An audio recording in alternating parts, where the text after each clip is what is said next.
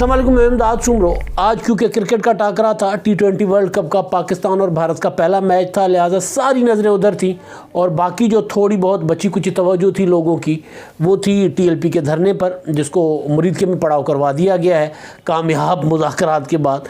वज़ीर दाखिला शेख रशीद साहब ने कि ज़रा सुकून करो, 2 दिन का उन्होंने उनसे मोहलत ली है। लिहाजा एक और बड़ी ख़बर जो थी वो ख़बर चर्चे में नहीं रही, वो ख़बर दब सी गई है, क्योंकि कहते हैं ना बड़ी मछली छोटी मछली को खा जाती है, तो ये बड़े मामलात थे।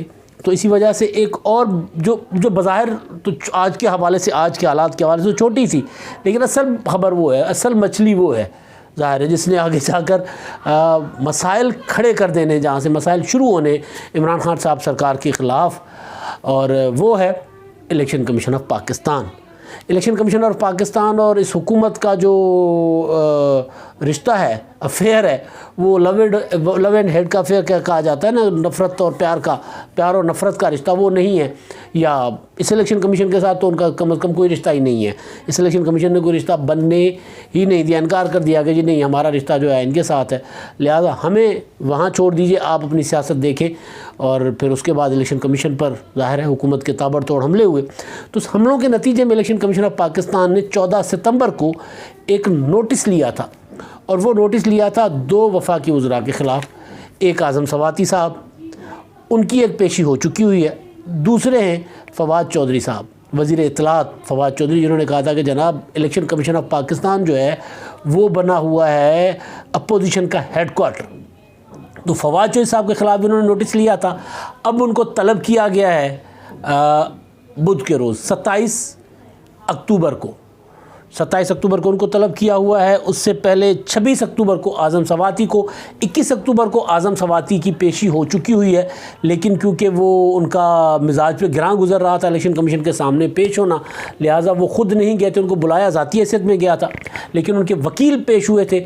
और वहाँ पर उनके वकील जब गए तो फिर इलेक्शन कमीशन ने कहा, जो 2 रुकनी कमीशन जो इसकी तौहीन अदालत का बेसिकली ये कार्रवाई है, उसकी जो समाअत कर रहा है, उसी के सिलसिले में नोटिस थे। ज़ाहिर है वो पहले तो नोटिस होते हैं, वजह जानी जाती है कि जनाब आप ज़रा बताएं ना, क्यों ना आपके ख़िलाफ़ तौहीन अदालत की कार्रवाई की जाए इस तरह की।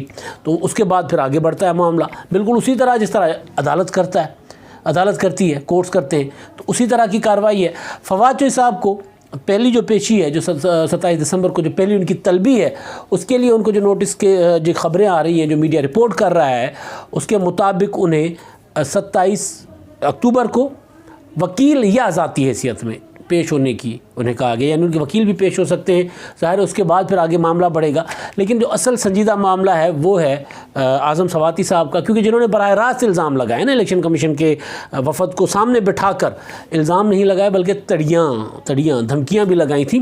तो असल मामला तो उनका है, लेकिन क्योंकि समझाया गया था, या मेरे जैसे खुशफहम लोग ही समझ लें, हमने ये समझा था कि शायद फवाद चौधरी साहब को नहीं तलब किया जाएगा, मामला चला जाएगा सिर्फ आज़म सवाती तक, लेकिन नहीं। अब ख़बरें जो आ रही हैं, जो रिपोर्ट हुआ है उसके मुताबिक अब फवाद चौधरी साहब को भी कहा गया है कि जनाब फवाद चौधरी साहब हाज़िर हों। अब ये मामला, क्योंकि बज़ाहिर मैंने जैसे गुजारिश की ना कि आज के हालात में तो कोई इतना बड़ा मामला नहीं था, इस वजह से दब गया, लेकिन ये आगे चलकर ये मामला बिल्कुल उसी तरह ही बड़ा होगा जिस तरह कुछ अर्सा पहले तक इलेक्शन कमीशन ऑफ पाकिस्तान और इमरान खान साहब आमने सामने थे। मैं लफ्ज़ इमरान खान साहब जानबूझ के इस्तेमाल कर रहा हूँ, क्योंकि इमरान खान साहब ने जब ये मेरा ख्याल है 10 सितंबर का दिन था, जब इलेक्शन कमीशन को सेनेट की स्टैंडिंग कमेटी में ब्रीफिंग देनी थी, स्टैंडिंग कमेटी में वहाँ पर जो पार्लिमानी उमूर की स्टैंडिंग कमेटी, और जो ये बिल था मुजवज़ा बिल जिसमें इलेक्ट्रॉनिक वोट इलेक्शन इस्लाहात का, उसमें इलेक्शन इस्लाहात थी, जो इलेक्ट्रॉनिक वोटिंग मशीन, ओवरसीज़ पाकिस्तानियों का वोट और दूसरे मामलात, लेकिन क्योंकि ज़्यादा इशू जो बना हुआ था वो इलेक्ट्रॉनिक वोटिंग मशीन था, तो उसमें वो ब्रीफिंग के लिए बुलाया था सेनेट की स्टैंडिंग कमेटी ने। तो वहाँ पर आज़म सवाती जो हैं, उन्होंने वहाँ पर इलेक्शन कमीशन के जो थे वफद था, उनको बराह रास्त कह दिया था कि जी आप तो राशि हैं, आप रिश्वत लेते हैं, आप इलेक्शन में धांधलियाँ करवाते हैं, اور آپ جہنم میں جائیں، آپ یہ الیکشن کمیشن اس کو تو آگ لگا دینی چاہیے، یعنی اس طرح کی باتیں انہوں نے کی تھی۔ اور اسی طرح کی باتیں ایک دو روز پہلے انہوں نے کی تھی ایوان صدر میں، جب صدر مملکت نے بریفنگ کے لیے طلب کیا ہوا تھا حکومتی نمائندوں کو بھی اور الیکشن کمیشن کے وفد کو بھی، تو اس میں ان کے جو ڈائریکٹرز تھے، ٹیکنیکل ڈائریکٹر اور دیگر ڈائریکٹر لیول کے افسران تھے، تو انہوں نے پھر ظاہر ہے جا کے شکایت لگائی، بھئی شکایت کر دی کہ جی وہ چلا چیچی والا مائی میرے لال ہے۔ تو وہ وہاں جا کر انہوں نے شکایت لگا دی تھی چیف الیکشن کمشنر کو کہ بھئی ہمیں آپ بے عزت کرنے کے لیے بھیجتے ہیں، ہم وہاں جاتے ہیں، وہ ہمیں وہاں دھمکیاں لگاتے ہیں، تڑیاں لگاتے ہیں۔ تو وہ معاملہ ظاہر الیکشن کمیشن نے اس کا لیا تھا نوٹس، لیکن جس دن 10 ستمبر کا، اگر میں ڈیٹ غلط مجھے یادداشت میری صحیح کام کر رہی ہے، تو جو اسٹینڈنگ کمیٹی کا اجلاس تھا، اس اجلاس کے فوراً بعد، یعنی اجلاس کی خبریں جیسے رپورٹ ہوئیں کہ الیکشن کمیشن کو دھمکیاں دی گئی ہیں، الیکشن کمیشن کو تڑیاں لگائی گئی ہیں، الیکشن کمیشن کو راشی کہا گیا ہے، تو جیسے یہ یوں ٹی وی چینل پہ اسکرینیں لال ہونا شروع ہو گئی نا، تو پھٹے لگنا شروع ہو گئے، جو ہم صحافی کہتے ہیں پھٹے بجنا شروع ہو گئے۔ تو پھٹے بجنا جب شروع ہوئے تو اس کے بعد وزیر اعظم عمران خان صاحب کا فوری طور پر انہوں نے فون کیا، جس کی کوئی تردید نہیں آئی۔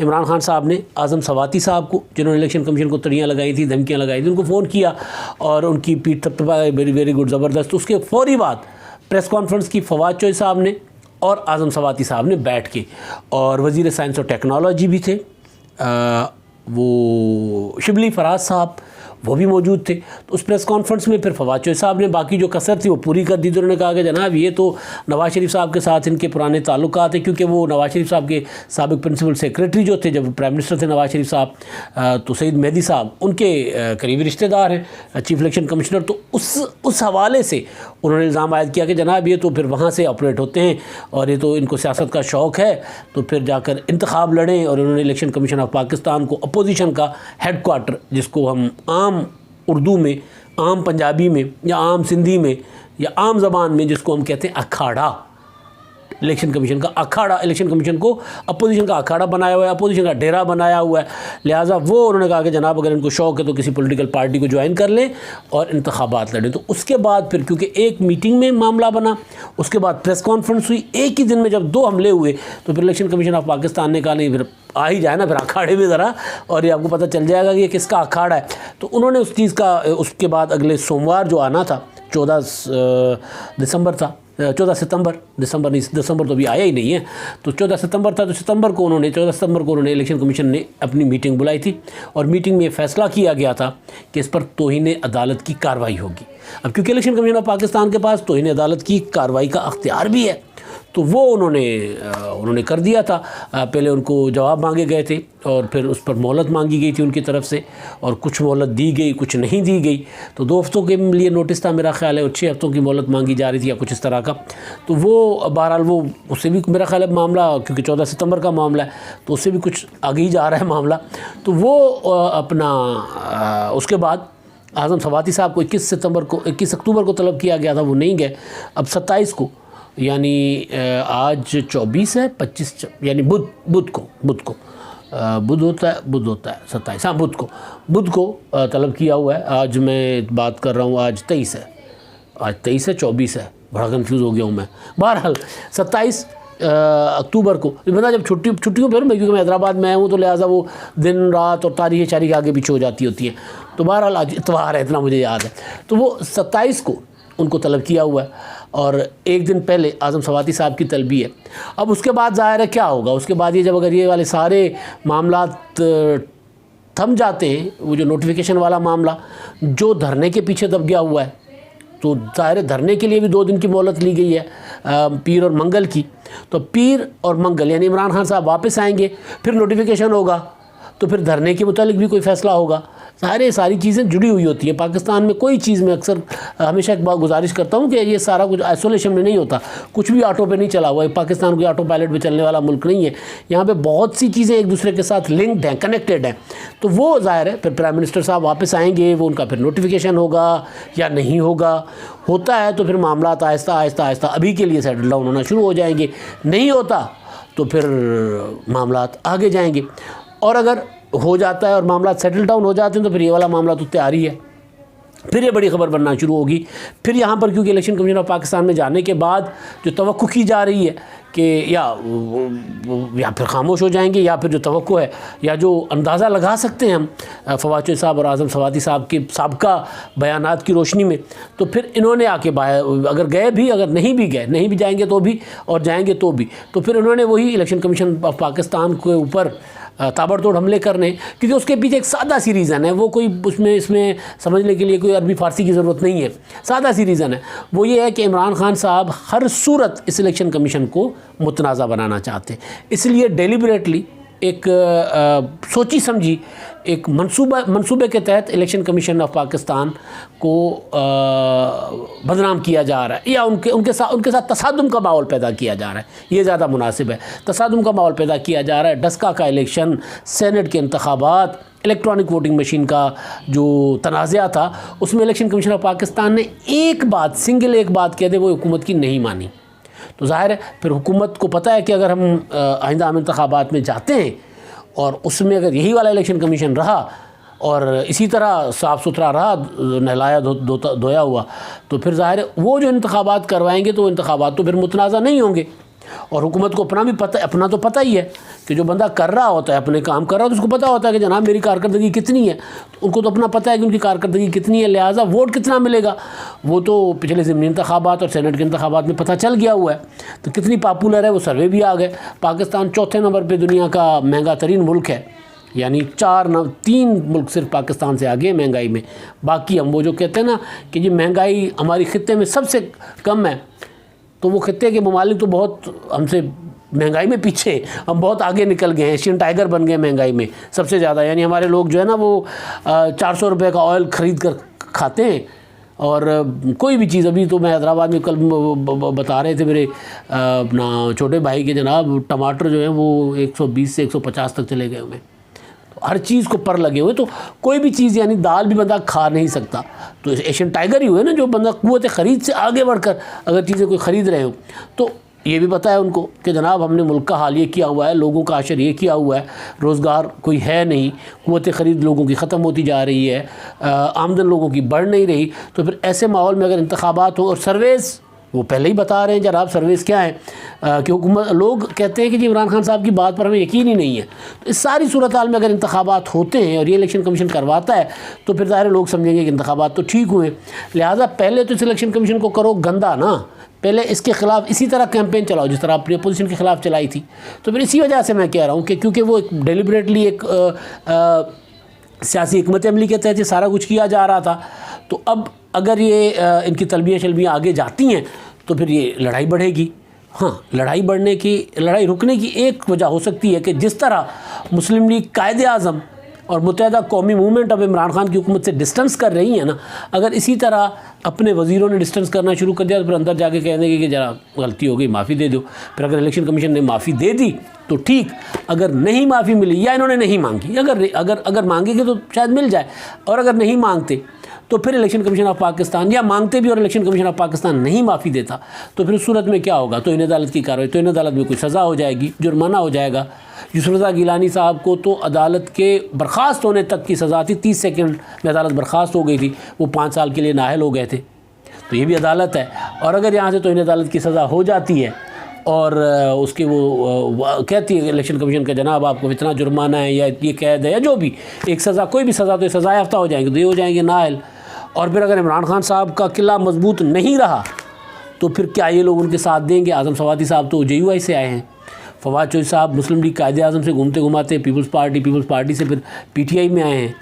تو ظاہر ہے جس طرح آج کل شیخ رشید صاحب ذرا کوشش کرتے ہیں کہ یار مجھے ان معاملات سے دور رکھیں، یہ جو نوٹیفیکیشن والا معاملہ ہے، تو پھر یہ بھی ہو سکتا ہے کہہ دیں کل کو کہ جناب ہمیں ان معاملات سے دور رکھیں، ہم ان معاملات میں نہیں پڑھتے. الیکشن کمیشن ایک آئینی ادارہ ہے، خاموشی کے ساتھ ہی، مطلب اعلان نہ کرے، خاموشی کے ساتھ چپ، مطلب سائڈ میں بھی ہو سکتے ہیں، مطلب ایک امکان ہے چھوٹا سا.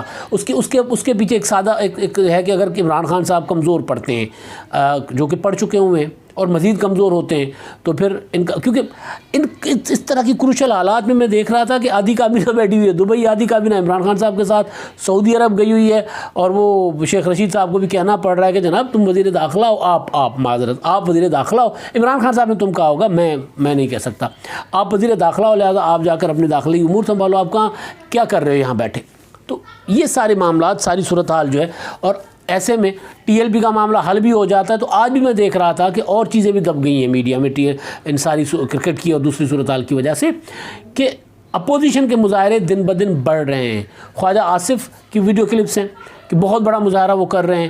وہ پیپلز پارٹی، مری ہوئی پیپلز پارٹی پشاور میں ان کے جو صدر ہیں نجم الدین صاحب، ان کی اس میں قیادت میں ایک بہت بڑا مظاہرہ تھا. پرسوں ترسوں مہمن میں ایک بہت بڑا مظاہرہ پیپلز پارٹی کا ہوا تھا. پی ڈی ایم کے مظاہرے جو ہوئے ہیں، جو لاہور میں ہوئے ہیں، جو مختلف شہروں میں ہوئے، بہت بڑے ہیوج مظاہرے ہوئے ہیں. کیونکہ میں ایک پولیٹیکل رپورٹر ہوں اور مجھے 20 سال میں یہی کور کرتا آ رہا ہوں، مظاہرہ کرنا، لوگوں کو سڑکوں پر نکالنا سب سے بڑا مسئلہ ہوتا ہے. جلسہ کر لیتے ہیں، جلسے کے لیے وہ پھر کوئی کہے کہ بریانی، نان، جو بھی مرضی، جلسے کے لیے پولیٹیکل ورکر آ جاتے ہیں. مظاہرے سڑکوں پر، کیونکہ جلسے میں بڑی لیڈرشپ آتی ہے. مظاہرے میں مظاہرے میں مریم نواز تو نہیں آنی، بلاول بھٹو تو نہیں آنے، میاں نواز شریف صاحب تو نہیں آنے. تو مظاہرے کے لیے پولیٹیکل ورکرز کو نکالنا بڑا مسئلہ ہوتا ہے. کہ لاہور جیسے شہر میں مسلم لیگ نون کو کوئی کہے کہ مظاہرہ 2000 کا کر دو، تو وہ سوچیں گے کہ یار کس طرح کر لیں گے. ظاہر مسلم لیگ نون کی پاپولرٹی بہت ہے. لیکن اب مظاہروں کا اعلان ہوتا ہے، اور میں جو پتہ کرتا ہوں کہتے ہیں لوگ جناب خود آ رہے ہیں، ورکرز بھی خود آ رہے ہیں اور عام لوگ بھی خود آ رہے ہیں. تو وہ معاملہ الگ سے، اور یہ ایک مصیبت الگ سے آ رہی ہے. تو اسی طرح عمران خان اب اگر دن بدن اسی طرح کمزور ہوتے جائیں گے، اور اس طرح الیکشن کمیشن آف پاکستان نے اگر تھوڑا سا اور پش کیا، تو پھر جس طرح متحدہ قومی موومنٹ اور مسلم لیگ قائد اعظم نے کہا کہ نہیں ہم آپ کے ساتھ نہیں ہیں، تو یہی کہنا ہے نا کہ جناب آپ جو نوٹیفیکیشن والا معاملہ آپ نے مس ہینڈل کیا، مہنگائی سے آپ کی نالائکی کی وجہ سے، آپ کی کارکردگی کی وجہ سے بڑھ رہی ہے، اور ٹی ایل پی کو آپ نے مس ہینڈل کیا ہے، تو اس کا مطلب یہ ہے کہ ہم ساتھ نہیں ہیں. تو پھر ممکن ہے کل کو یہ والے وزیر بھی فواد چوہدری صاحب جیسے، ممکن ہے، میں ممکنات کی بات کر رہا ہوں، فواد صاحب ناراض نہ ہو جائے کسی بات پہ، ممکنات کی بات کر رہا ہوں، کہ اعظم سواتی اور فواد چوہدری صاحب بھی کہہ دیں کہ جناب ہم اب آپ کا یہ بوجھ نہیں اٹھا سکتے کہ آپ کہیں کہ مجھے اگلا الیکشن چاہیے اور اس کے لیے الیکشن کمیشن آف پاکستان کو گندا کرو، اور الیکشن کمیشن آف پاکستان ہمیں نائل کرنے پہ تلا ہوا ہے. تو ہم اپنی سیاست آپ کے چکر میں داؤ پہ نہیں لگائیں گے، کیونکہ ہم نے اگلی حکومت میں بھی تو جانا ہے نا. اب تک کے لیے اتنا ہی. اللہ حافظ.